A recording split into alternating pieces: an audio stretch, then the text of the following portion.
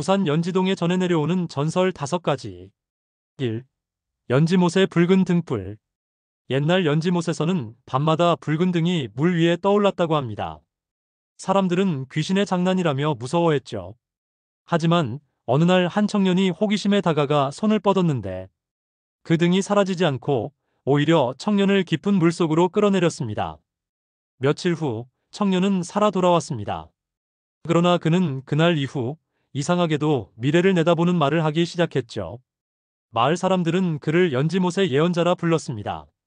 하지만 정작 본인은 그 붉은 빛 속에서 자신의 죽는 날을 이미 보았다고 했습니다. 연지동에 우는 고개. 연지동에는 우는 고개라 불리는 언덕이 있었습니다. 매일 밤마다 여인의 흐느끼는 소리가 들려왔죠. 사람들은 원혼의 울음이라 두려워했습니다. 그러나 한 노인이 그 울음을 따라가 보니 놀랍게도 소리의 근원은 나무 속이었습니다.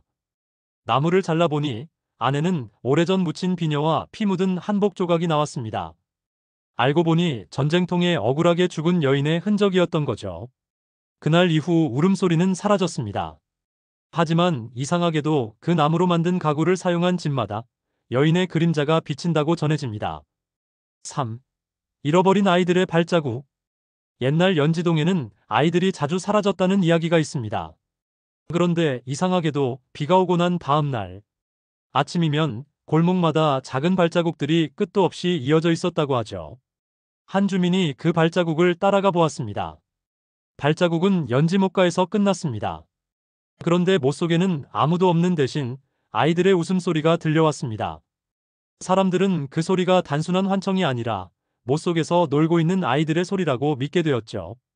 그리고 지금도 장마철이 되면 그 발자국이 다시 나타난다고 합니다. 4. 밤마다 두드리는 소리.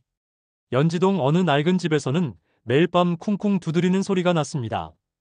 집주인은 도둑이라 생각해 경찰을 불렀지만 아무도 없었죠. 이상하게도 소리는 새벽 3시에만 들렸습니다.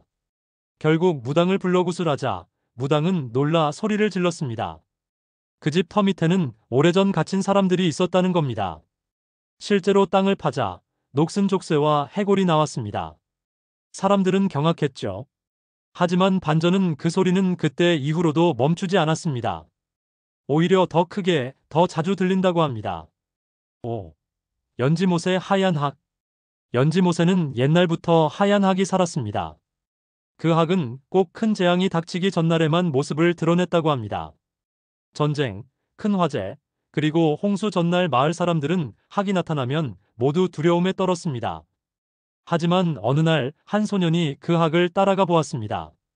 학은 못 속으로 날아 들어갔고 그 순간 소년은 깊은 물속에서 오래전 죽은 선조들의 무덤을 보게 되었습니다. 학은 재앙을 알리는 존재가 아니라 그 영혼들을 지키는 수호자였던 겁니다. 사람들은 그날 이후 재앙보다 더 큰 진실을 알게 되었죠.